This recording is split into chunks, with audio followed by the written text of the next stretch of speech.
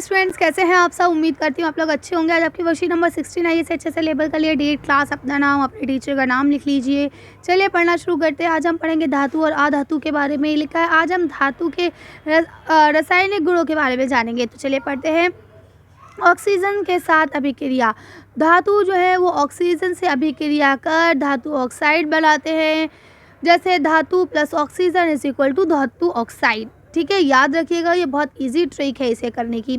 पिछली कक्षा में हमने जाना था कि मैग्नीशियम रिबन को क्या करते हैं हम, जलाने पर सफ़ेद रंग की राख के रूप में मैग्नीशियम ऑक्साइड बनती है, जैसा कि यहाँ आप देख पा रहे हैं। और अगला लिखा है लोहे की वस्तु को वायु में खुला रख देने पर वह वायु से ऑक्सीजन व नमी से सक्रिय होता है और आयरन ऑक्साइड बनाता है, जिससे क्या होता है, लोहे में जंग लगने लगता है। देखिए, आयरन का होता है Fe, ऑक्सीजन का होता है O2 और जल होता है H2O, और इसको मिलके क्या बन जाता है, आयरन ऑक्साइड। ठीक है, तो Fe2O3। ऐसे ही लिखता है मैग्नीशियम होता है Mg। ये बेटा, ये जो Fe Mg ये जो है ये सिंबल होते हैं। ठीक है, किसी चीज़ के, जैसे आयरन है, अगर हम आयरन को आयरन नहीं लिखना चाहते हैं तो हम Fe लिखते हैं। जैसे आप टाइम है, टाइम को आपने कहा इतने घंटे हो रहा है तो अभी सब पूरा और ना लिख के क्या करते हैं, खाली H लिख देते हैं। या मिनट को MINUT, मिनट्स पूरा लिखने के बजाय खाली MIN लिख देते हैं, है ना। इसी तरह से अब आयरन है, आयरन को पूरा IRON लिखने से अच्छा है हम क्या लिख देंगे, Fe। ये इसका सिंबल नेम होता है। ओके, तो मैग्नीशियम को ऑक्सीजन से हम रिएक्ट करेंगे तो क्या हो जाएगा, मैग्नीशियम ऑक्साइड हो जाएगा। मैग्नीशियम का Mg, ऑक्सीजन का O2, यहाँ पे लेकिन MgO हो जाएगा। ठीक है, इसी तरह से लिखा है जब कॉपर के बर्तन को लंबे समय तक नम वायु में खुला रखा जाता है तो उस पर भी हल्की हरी परत जम जाती है। ये हरा जो पदार्थ है ये क्या है, कॉपर हाइड्रोक्साइड है और कॉपर कार्बोनेट का मिश्रण होता है। ये अभिक्रिया निम्नलिखित है। ये इस तरह से इसकी अभिक्रिया होती है। ठीक है, आगे देखिए यहाँ क्या लिखा है आपको। हम एक क्रियाकलाप के द्वारा जानेंगे कि धातु के ऑक्साइड की प्रकृति है वो अम्लीय होती है या क्षारीय यानी एसिडिक होती है या बेस। तो यहाँ लिखा है हम चाहें लोहे का जंग, हल्दी पेपर, जो आपका हल्दी पेपर है, या फिर लिटमस पेपर है नीले व हरे रंग का जो होता है, या फिर सूचक जो होता है pH पेपर वो, और टेस्ट ट्यूब को ले लेंगे। ठीक है, इसके बाद क्या लिखा है, जो आपका जंग है, ठीक है, जो रिजिड है यानी जंग है, उसको क्या करेंगे, उसे एक टेस्ट ट्यूब में इकट्ठा किया और उसमें पानी को घोल दिया, जैसे कि आप देख पा रहे हैं।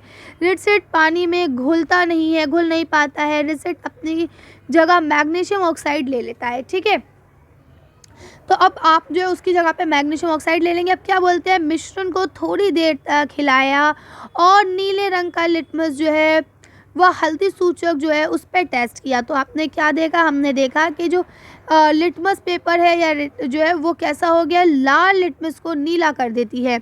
ठीक है, लाल लिटमस को नीला कर देती है और हल्दी सूचक को भी लाल कर देती है।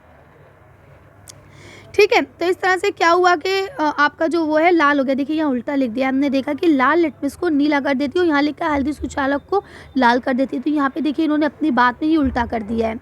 ठीक है, तो अगर ये नीला करती है तो यहाँ पे भी नीला करेगी, तभी तो वो क्षैतिज होगा। ठीक है, यानी कि एसिडिक होगा।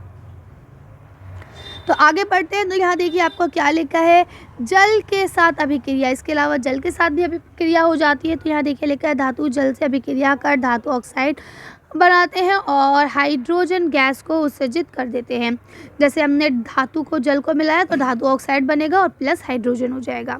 ठीक है, सोडियम धातु बहुत अधिक अभिक्रियाशील होता है, इसीलिए इसको ऑक्सीजन और जल के साथ बहुत तेज़ी से अभिक्रिया करता है, इसलिए हम इसे अधिक ऊष्मा उत्पन्न होती है, इसीलिए सोडियम को मिट्टी के तेल में रखा जाता है। आई बात समझ में कि ये पानी और हवा के साथ बहुत जल्दी क्रियाशील होता है, बहुत जल्दी काम तमाम करने लगता है, इसलिए इसे मिट्टी के तेल में रखा जाता है।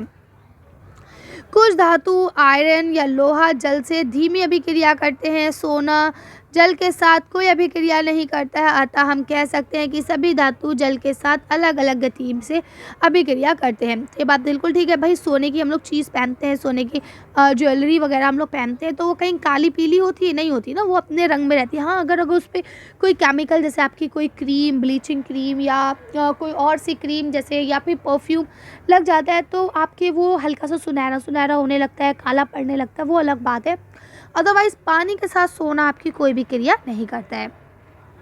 तो उम्मीद करती हूँ यहाँ तक आपको अच्छे से समझ में आ गया होगा। अब चलिए आगे पढ़ते हैं। तो अब यहाँ आपको देखिए लिखा है कि जांचिए हमने कितना पढ़ा। तो यहाँ पहला लिखा है सोडियम धातु को मिट्टी के तेल में क्यों रखा जाता है। चलिए इसका आंसर देखते हैं। तो देखिए आप इसका आंसर यहाँ से लिखेंगे क्योंकि ये बहुत अभिक्रियाशील होता है। ये देखिए यहाँ से लिखेंगे, ये ऑक्सीजन और जल के साथ बहुत तेज़ी से क्रिया करता है, इसीलिए इसमें हम क्या करते हैं, अधिक ऊष्मा उत्पन्न होती है, इसलिए इसको हम मिट्टी के तेल में रखते हैं। तो यहाँ से यहाँ तक आप लिख लेंगे। बेटा इसका रीज़न ये है कि आज मैं बहुत लेट हो चुकी हूँ क्योंकि एग्ज़ाम था मेरा और मेरे पास बिल्कुल टाइम नहीं था, सॉरी फॉर दैट। लेकिन आपको आंसर कराना ज़रूरी थे, इसलिए मैं लेट डाल रही हूँ। Sorry sorry sorry again sorry. आप लोग प्लीज़ इसे कर लेंगे, आज थोड़ा सा कोऑपरेट कर लीजिए, नेक्स्ट टाइम से मैं जल्दी जल्दी बना दिया करूँगी, ठीक है। तो आप यहाँ से यहाँ तक आंसर लिख लीजिएगा प्लीज़, नेक्स्ट टाइम से मैं आपको पक्का प्रॉमिस लिख के ही दिखाऊँगी। नेक्स्ट क्वेश्चन लिखा है मैग्नीशियम रिबन को जलाने पर क्या बलता है। तो अगर मैग्नीशियम रिबन को जलाते हैं, तो अभी हमने यहाँ पे पढ़ा था ना कि अगर हम मैग्नीशियम उसको जलाते हैं तो हमें कहाँ गया, यहाँ पढ़ा था ना, ये देखिए जाना था कि मैग्नीशियम रिबन को वायु में जलाने से सफ़ेद रंग की राख मिलती है जिसको हम मैग्नीशियम ऑक्साइड कहते हैं। तो आप यहाँ से यहाँ तक लिख लेंगे प्लीज़, बच्चा पार्टी लिख लीजिएगा। आगे चलते हैं। लास्ट क्वेश्चन यहाँ देखिए आपको दिया गया है, लास्ट ये थर्ड क्वेश्चन है। लोहे के दरवाजे व खिड़कियों को पेंट क्यों किया जाता है। तो क्यों किया जाता है, ताकि, लिख लीजिए यहाँ से, ताकि उनको जंग से बचाया या मैं करना बचाया जा सके, ठीक है, ताकि उसको जंग से बचाया जा सके, इसीलिए उन पे कलर किया जाता है। अब यहाँ लिखा है धातु के ऑक्साइड की प्रकृति कैसी होती है। तो धातु की जो ऑक्साइड की प्रकृति होती है, तो आप यहाँ से लिख देंगे कि हम कह सकते हैं धातु के ऑक्साइड की प्रकृति जो है वो श्वेत होती है। कर लेंगे। Thank you for supporting me. Please आज आप लोग इस तरह से कर ले, नेक्स्ट टाइम से मैं पक्का प्रॉमिस करती हूँ आपको लिख के ही बताऊँगी।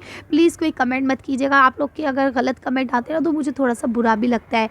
हालांकि मैं आपको समझाने की कोशिश कर रही हूँ और आप लोग मुझे नेगेटिव कमेंट करके मुझे होपलेस कर देते हैं। तो प्लीज़ इसे कर लेंगे आप लोग। चलिए तो आज की वीडियो को हम यही खत्म करते हैं। आज की वर्कशीट में बस इतना ही। अगर आपको वीडियो पसंद आई हो तो प्लीज़ इसे लाइक और शेयर करें। अगर अभी तक आपने हमारे चैनल को सब्सक्राइब नहीं किया, प्लीज़ हमारे चैनल को सब्सक्राइब करें। Thank you for watching.